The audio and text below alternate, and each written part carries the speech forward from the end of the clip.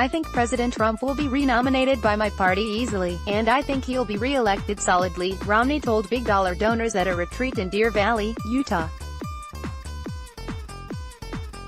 I think that not just because of the strong economy and because people are increasingly seeing rising wages, but I think it's also true because I think our Democrat friends are likely to nominate someone who is really out of the mainstream of American thought and will make it easier for a president who is presiding over a growing economy. Yes, it is somewhat ironic that Romney is predicting future success for Trump given that the party's 2012 presidential nominee gave a speech almost 2 years ago exactly in which he said this: Donald Trump is a phony, a fraud.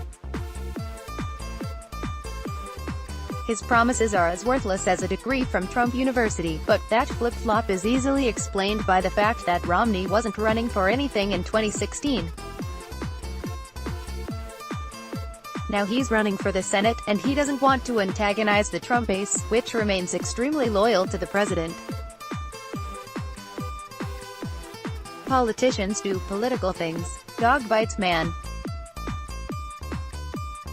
What I'm much more interested in is not why Romney made the 2020 prediction about Trump but rather, based on history and what we know about Trump as of today, whether he's right. Is Trump a lock to be the GOP nominee, and a solid favorite to win a second term? The first question is easier to answer than the second. And the answer is, yes. History suggests that incumbent presidents in the modern era, even when they do face a serious primary challenge, always win their primaries. That doesn't mean there haven't been close calls. In 1980, Ted Kennedy started as the frontrunner in the primary contest against President Jimmy Carter but wound up losing, largely the result of an inability to articulate why he actually wanted to be president. 4 years prior, Ronald Reagan ran an ideological challenge to President Gerald Ford's right but came up just short. The Reagan challenge damaged Ford and fueled Reagan. The former lost his re-election bid to Carter, the latter parlayed his increased profile into the 1980 GOP nomination and, eventually, 2 terms as president. There's little polling evidence currently available that suggests Trump would face a serious challenge from within his own party in 2020.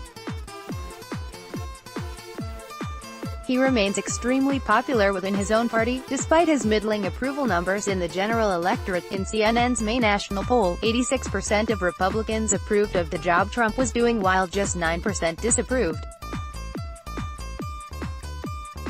That doesn't mean that Trump will avoid a GOP primary challenge. Ohio Governor John Kasich and Arizona Senator Jeff Flake both seem serious about challenging the incumbent.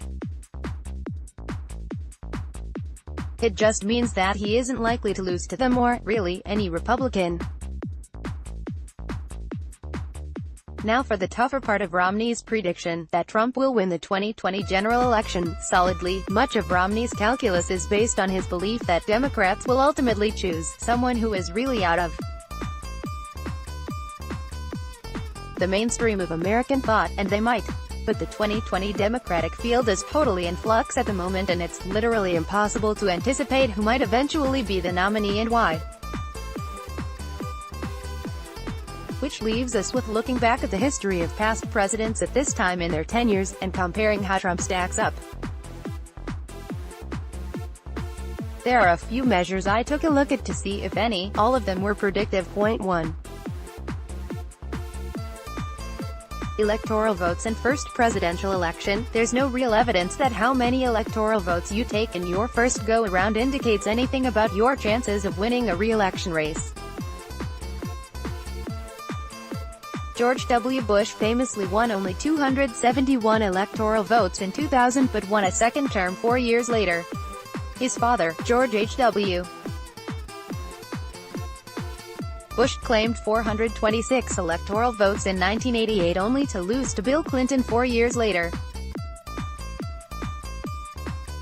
Just for kicks, Trump's 304 electoral votes in 2016 is the third lowest total in a winning presidential bid dating back to Jimmy Carter. Bush's 271 is the lowest, followed by Carter's 297 in 1976, too. job approval numbers, Trump's job approval in the latest Gallup poll is 41%. That's lower than any of the past 6 presidents at the 500-day mark of their tenures. Here's where each of them stood in Gallup: Obama, 47%, George W. Bush, 74%, Clinton, 46%, George H.W. Bush, 67%, Ronald Reagan, 45%, and Carter, 44%. Throw the W. Bush number out because his approval ratings were hugely inflated in the aftermath of Sept. 11, 2001. But even with that aside, there's no obvious trend. George H.W.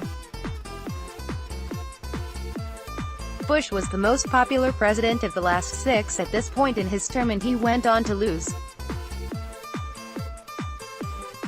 Reagan and Carter had very similar approval numbers at this point. The former carried 49 states in his re-election race, the latter lost a bid for his second term. 3.